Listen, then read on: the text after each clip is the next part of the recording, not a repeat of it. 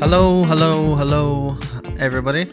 This is the introduction episode of Sitting In. I'm going to do a little bit about kind of what the podcast is, and I'm also going to do a Q&A that I've got from people on Instagram. Follow me over at Rhys Gilchrist. So yeah, let's get to it. So before I talk about what the podcast is, there's two people I want to give a huge shout out to. First is the man behind creating most of the nice sounds that you hear in this introduction, Mr. Patrick Breen.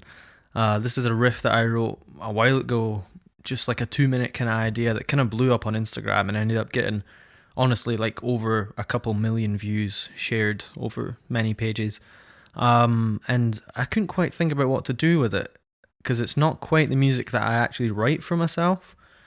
And I just thought, oh man, I should use it for the podcast. So there we go. Patrick kindly sent me over some really nice ideas that he'd put over the top of it. And I re-recorded the riff, and now we have a pretty sick sounding podcast intro.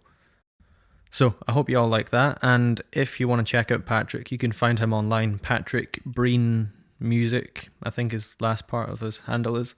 But you'll find him anyway. And he's got some really great music out.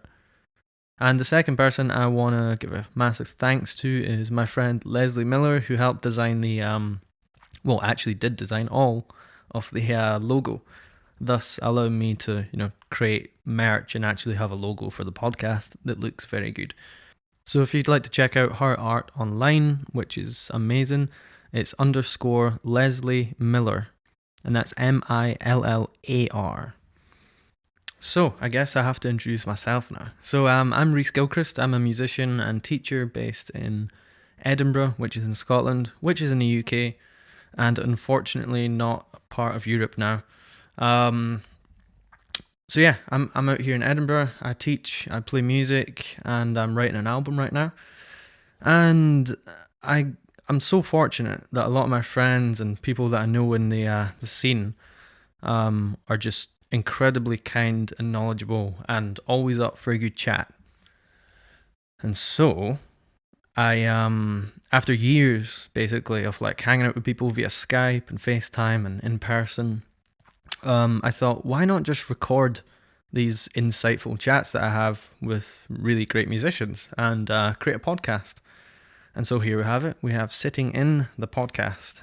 And the name essentially just comes from, I guess it's an old jazz thing, and it still definitely happens nowadays, where, if you're at a show with your friends or someone you really kind of like their music, you may be asked, or you could ask to sit in, and that essentially means playing with the band and sitting in on their performance and sort of playing. And it's a learning opportunity as much as it is for you to kind of, in a way, promote yourself as a musician, kinda. I think learning is the main thing. So I thought I'd take that idea and form it into a podcast, or several podcasts, hopefully, where I speak to people and you guys can sit in on that conversation and get involved, sometimes via, like Instagram question and answers and all that kind of stuff. So with that kind of segue, talking about the question and answers, it's probably about time for me to get onto some of those, because I have a bunch of questions to answer from people on Instagram. So I'm going to try and answer all these except from the ones that are from spam accounts that say, hi Rhys Gilchrist, hi Rhys Gilchrist. So in no particular order, here is a question from my good friend Jack Handyside. And his handle is Jack Handyside. He's asking, what new music have you discovered that's been inspiring you recently? All right, good question. And simple answer to that is I recently found out about the piano player Fred Hirsch. And I've known about his music for a while now, but I've only really just gotten into it. And I became aware from his performances with Julian Lage, piano and guitar duo, which was just beautiful. But yeah, I've been checking out his music a lot and also reading his book, which is doubly sort of inspirational, as if the music's not enough. But yeah, that's who I've been checking out, and something about it is just I don't know. It's kind of hard to explain, but I feel like his improvisations are just so lyrical, but also he's a fantastic he's a fantastic storyteller on his instrument. And yeah, there's just something beautiful about the way that he gives every little idea like the attention that it deserves, and he really squeezes the juice out of each idea. And that's something that I love to hear in an improviser, someone who's really listening. All right, question 2. This is from Malister, which is Malister on Instagram. Any advice for getting head around music theory? And then he says, cheat sheet? No, I'd never advise against any sort of cheat sheet.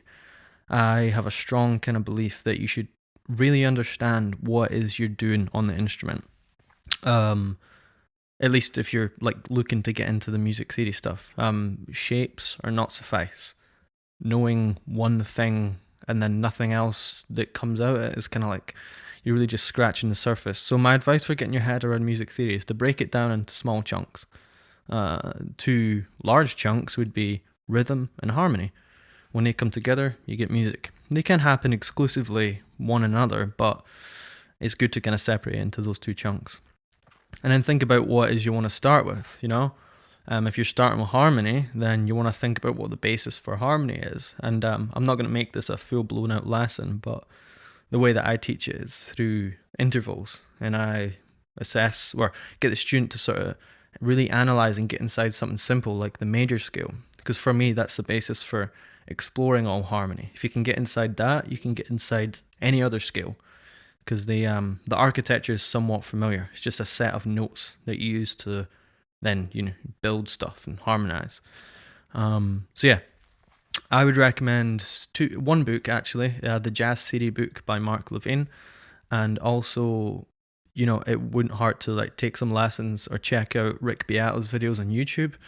He does a great job at explaining stuff. But yeah, it's also, music theory is really not hard. It's not. It's actually pretty simple. It's just the people who teach it, I think, sometimes they don't actually know what they're talking about, and they present ideas in just really weird ways. So yeah, find a way that works for you. All right, how do I say this? Tyler Bontarager Music. Sorry if I ruined your name, man. But he's asking if I have any of my presets on the Axe Exchange for my AX8. That's my fancy pedal board amp modeler thing. No, I don't. Maybe I should. Let me know if you want them. I've built quite a few. In fact, I've built a lot, but I don't know if I've quite hit the nail on the head for what it is I'm looking for yet on that piece of software. I do love an amp, so you know my amp sounds great, and I'm actually just using it as a pedal board right now, which is a very expensive pedal board, but it's doing everything I want it to be doing. All right, next question. Cass Grant Media, a really great creative out in, I think he may be in Florida right now, and he's asking, how do you prioritize your schedule to complete projects? And that's a fantastic question, because I guess that's what I'm doing right now. So how do I prioritize? So what I like to do, or what I'm trying to do this year, is only have 3 things that I'm actually working on, right? And I guess I can put that out into the world right now and say that the podcast is one, my album is another, and an online downloadable masterclass is the third. And so those 3 pillars are the things that I'm really trying to focus on. And I want to get the podcast first while I'm working on my album, and then the masterclass will come last. So for me, it's about like breaking it up into chunks of like sort of working within deadlines, but also just being really strict with like, nope, I'm not starting this new project. Nope, I'm not starting this new project. I will work on these ones and write these ones down for later. So for me, it's limitation. Limitation's the key. Pick 1, 2, 3 things that you're going to work on. If it's an album, work on that and just work on it. And what I like to do is create time slots that I work on those things. Kind of like, you know, say I've got like 5 hours available in the morning. It's like I'll try and think about how I could spend maybe 2 hours writing, an hour working on the podcast, and then maybe another hour like recording a podcast, and then an hour, I don't know, doing something else that works towards those 3 goals, or maybe 1 or 2 of them. So yeah, there we go. All right, let's see what we've got next.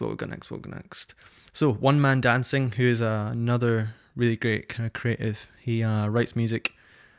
He's asked 2 questions. The first one is, does habits make you a better guitarist? Which kind of relates to the other one. Says, so do habits make you a better guitarist? I think habits of any kind can make you better at anything, to be honest. But you also don't want to get into bad habits. So I think it's about creating positive habits. And so for me, I'm trying to get up a bit earlier every day and do about 1 to 2 hours of writing. Doesn't matter if it's good or bad. It's more about creating that positive habit of like going through the sort of like the process, because the process needs worked on as much as like your skill itself, like sitting down to write, the atmosphere that you create. So yeah, I think habits, if they're positive, of course they'll make you better at anything it is you're doing. And I'm not sure if anybody knows what he's talking about here other than me, but he says, does the glove make difference in your playing? And that's just a silly joke that I bought. I bought this new desk chair and it came with a glove that I thought was kind of weird. So if you do remember that from Instagram's story, then 10 points to you. All right, who next? We've got Grant Dryborough, 89. What's your podcast called? Sitting in. Also, how do you successfully deploy the melodic minor scale? So you need to understand what the melodic minor scale is and where it comes from, because that's going to give you the info on how to use it. So you need to think about what kind of chord or what scale degrees are in it. You've got a flat third, but you've got a major 7. So what chord would that be? Well, it'd be a minor major 7 chord. But the way that I quite like to use it is just putting it over a minor 7 chord to add some sort of tension. I quite like the way you can add tension with that major 7 interval. So yeah, I mean, if you want to know how the melodic minor scale functions, get the scale, harmonize each note, and you'll see all the chords that you can use with it. Cool. All right, Jake Valios, I think that's how you say your name, .music. He's a really great jazz guitar player. And he says, I'm making a living off music. Very excited to listen. Thanks, Jake. I'm excited to eventually get this out. So making a living off music. I guess I should maybe just talk about how that works, I guess. So I think one thing you need to get in your head when you're early in your career, which I definitely am, is that you need to be diverse and you need to be willing to take opportunities that might not seem like the first thing you want to do, but you need to see them as learning opportunities or experiences. And so it's all about being diverse. For me, I play and I teach. That's pretty much what I do. But there's so many different variations of the both. There's playing with like my music, there's playing in like wedding bands, and then there's playing in, other people's creative projects. And then, let me see that. There's also the side of teaching where, I do 1-to-1 via Skype all over the world. I also have my students in Edinburgh, and I also do workshops in Edinburgh. So it's like there's so many different things within each one of those that take me down a different path. But, I wouldn't got to half of these experiences without just being like, let's just see what happens. I'll accept it. All right. Next question. Damila Lambert. What do you feel or play over C major 7 / sharp 11? All right. Go into an E minor 6. Well, knowing the context of those 2 chords is kind of important. C major 7 sharp 11 is obviously a Lydian chord, and then E minor 6 is Dorian, right? So I see that as a modal chord progression. So I would consider those sounds, but it's not really what I'd be thinking about. But yeah, I mean, it's kind of hard to explain. What do you think over these chords? Because I can answer in a theoretical way that's like, well, A, B, C, D, here are the notes that you can use, blah, blah, blah. But that's not really what I'm thinking. I'm more thinking about kind of trying to express something. And expression isn't always a theoretical thing, but it's definitely good to know your options. So you could think C Lydian and E Dorian, or you could just think about you could go much further than that and go into different kinds of modes and play, for example, E melodic minor over that. But yeah, so I don't know. There's an answer. Take it if you want. All right, fraternize. Career options in the music industry. Example, teaching v performance v business side. I guess I kind of touched on that, but the reality is that nowadays you can make your own business, you can do your own career because, well, the online thing just provides so much, the playing field is like, well, it's the whole world now. And when I was in my last year or second last year at uni, I kind of thought, well, why don't I try doing Skype lessons? And I never knew if it would work. I just kind of took that risk. I mean, it wasn't even a big risk at the time because I was at uni and it was everything was comfortable. So yeah, I just thought I'd try it, and it worked out. And about 5 or 4 years later, I've taught people from Singapore to Russia to honestly everywhere in between, Australia. And it's, yeah, definitely the States as well. Taught a lot there. But yeah, it's you can do whatever you want. You just need to think about a way that you can do it best. All right, J Ellipsis author is asking fretboard navigation. Thanks, dude. So the way that I look at the fretboard is in intervals. Intervals are the distance between two things. For example, major third, minor third. 2 different sets of intervals. But yeah, so I kind of see the fretboard in sets of intervals closely related to the cage system, and in a way, I guess, like the modes and the 5 pentatonic positions. So I have like so many different ways that I look at it, depending on where I want to go, really. But yeah, that's kind of how I see it. All right, where are we? Question. Right, we've got a bunch more. Jack_Bowles_ is saying, do you do a lot of session work? If so, how did you get into that scene? Right now, no. I'm not going to be one of those people who are like, yeah, man, I'm a session musician, when I've not had session work in about 6 months or so. You know what I mean? It's like, yeah, I'm not doing that right now. But how did I get into it? I got into it, honestly, just through Instagram. My first session was with someone in New York, which is kind of just bizarre. It was a remote one that I'd done at home, and it was for someone, just an R&B songwriter in New York. And I mean, I'd done stuff like for friends and all that before, but this is my first, proper one. And yeah, so I honestly would say I'm not in that scene. I've done a fair bit of session work in the last 5 years or so, but it's mostly been for like artists in Edinburgh, and then a couple of remote ones. But I think if you want to get into that scene, then there is a scene for it. You just need to find it in your location, start hanging with those people, get to know them, and maybe do a couple of sessions for cheap or free, and get people to hear what it sounds like when you play on their track, and hopefully that's attractive enough. All right, I am Sharain. Oh man, how do I say this? Shorayaran. I'm so sorry, I can't say your name. And we've spoken before, so I'm really sorry, man. But amount of time / years it should take, or how long it takes to internalize changes.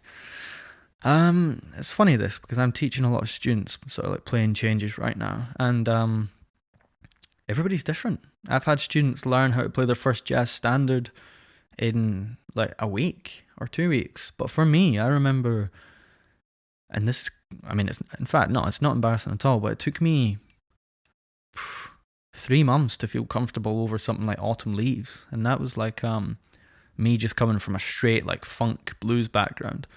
So I think, everybody's different. It'll take everybody varying amounts of time. But don't think about that. Just focus on putting in the work and you'll get there. I didn't practice effectively at that time in my life. All right, another one from Fraternities, music school vs grades. Not entirely sure what that's pointing at. It might be talking about the music grading system in the UK where you can do like grade 8 guitar. I think that's all nonsense. I would go to music school. The reason I would is because you'll be surrounded by people who are hopefully into the same thing as you, and they'll push you to get harder. Push you to get better. Push you harder to get better. And music school versus grades. If you know that music's the thing you want to do, and you're talking about like, should I focus on my grades or just go to music school and specialize in music? if you want to do music, then do music. But I guess it's always good to have that extra English qualification in case it doesn't work out. But I'm not preparing my life to fail, so I'm just gonna hope that it's all good anyway. Anyway, another one. Igaya_rock_fez. Always I enjoy your post. I'm Japanese guitarist. How many people do you have Japan follower? So how many people in Japan follow me? Oh, I have no idea. I'm not even sure if I'm able to check that right now.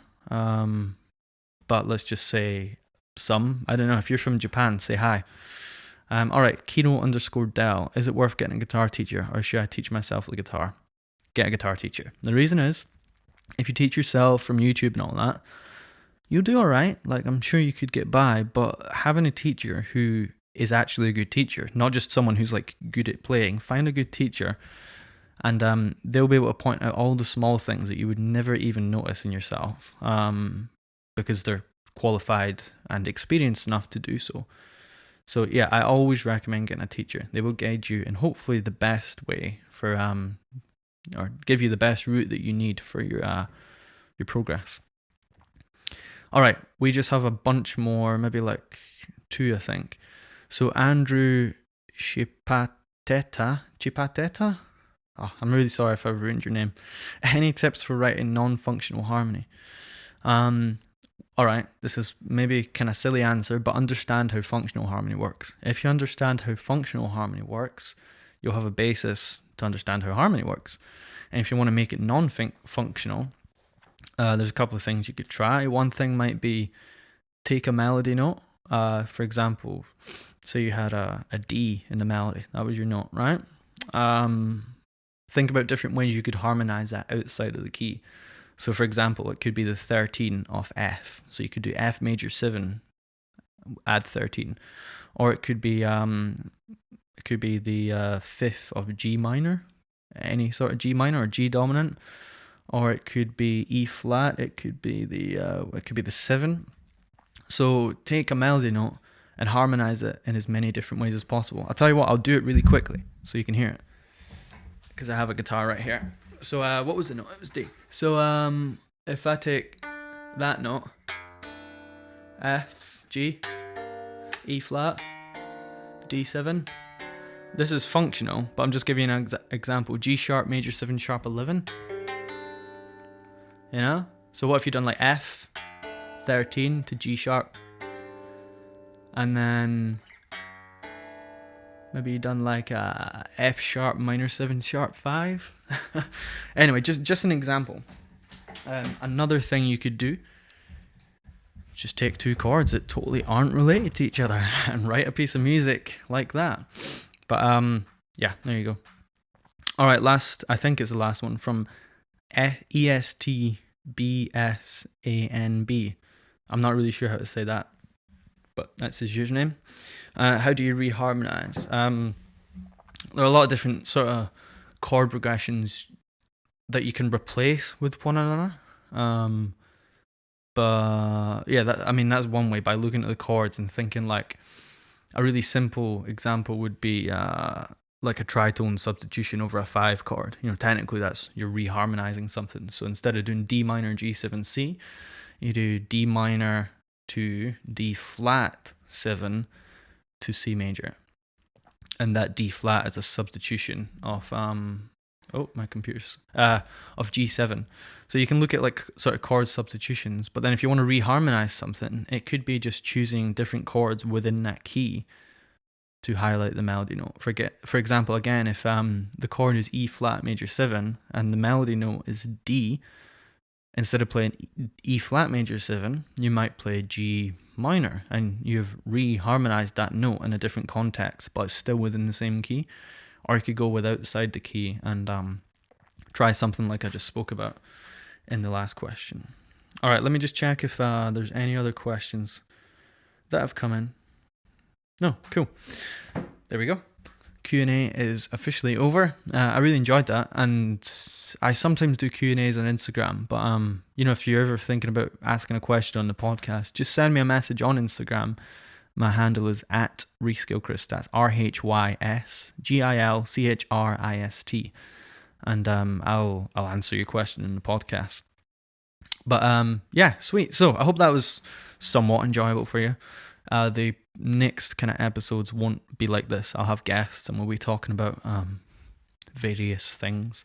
And yeah, the quality in these podcasts will vary because sometimes it'll sound nice and clear like this, but then sometimes I have to take the audio from like Skype and mix everybody's voice together, and it's not the best, but it's fine. So just hang on in there if there's a podcast like that.